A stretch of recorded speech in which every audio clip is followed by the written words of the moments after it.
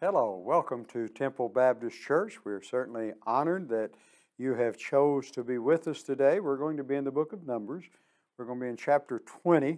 I'm going to look at verse 9 through 12, but I would encourage you to read the first part of that, the first 8 verses along with that if you have the opportunity at some time or other. But we're getting into what happens here.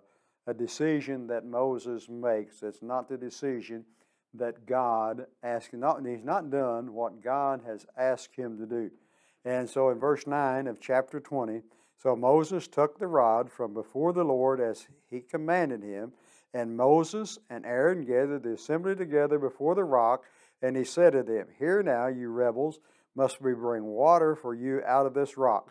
Then Moses lifted up his hands and struck the rock twice with his rod, and water came out abundantly, and the congregation and their animals drank. Then the Lord spake to Moses and Aaron, "Because you did not believe me to hallow me in the eyes of the children of Israel, therefore you shall not bring this assembly into the land which I have given them." Now, sometimes it may be debated about why Moses was judged so harshly when in frustration against what the Israelites had declared for their rebellion and their misunderstanding of him. And I think one of the interpretations of what they say about Moses here must have been, "Must we bring you water?" When he's saying that, it seems to take the credit for the miracle himself, doesn't it? He's seeming to do that. And like the pagan magicians might portray themselves as having godly power. And I think that may be the reason that, I don't guess I have to know the reason. I don't guess we have to know the reason why God says he's not going to do that. But, it's just implying that he didn't believe God would provide water from the rock. All I got to do is speak. All God told him to do is just speak to the rock and water's going to come out. But Moses said, "No, I'm going to hit it with this rod, and then water's going to come out." But, what we know is that God said Moses failed to trust him.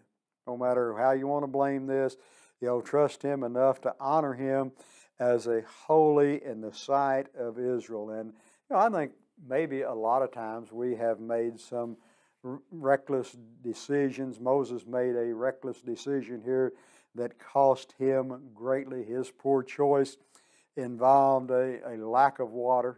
He's got some water there, needing water, and the Israelites were without water there in the desert of Zion, and the people had gathered in opposition to Moses, and God told this leader, the frazzled leader that Moses was, to just speak to the rock, and it would pour out water. But instead, as we've read here, he struck the rock. He struck the rock twice, and God said, "Because you have not trusted in me, you will not enter the promised land." Now, when we make reckless decisions, we pay the consequences. With every choice we make, there is a consequence to go with it, whether it be good or bad. Desire without knowledge is not good. Desire without knowledge. How much more hastily will we featly miss the way? That's what Proverbs says. May we prayerfully, carefully consider, seek God's wisdom in guidance in choices and decisions that we make today. If I just go off what we call half-cocked, it's hard telling what kind of decision I'm going to make. But when I make a decision based upon God's will in my life, then it's going to go according to His plan.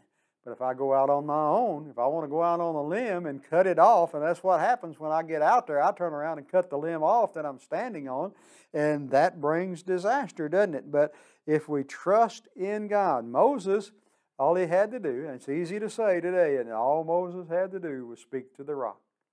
How many times have we been to a place that all we had to do was this? But no, not us, not old rebellious us, not old sinful nature us. We just go on and do what we think ought to be done, and then we have to pay the consequences. Moses' punishment was he didn't get to lead the children of Israel into the promised land. What decision are you making today? Don't be reckless with your decision making. Choose wisely. God bless you in your choices as you choose to follow Him. Choose to do what He asked you to do.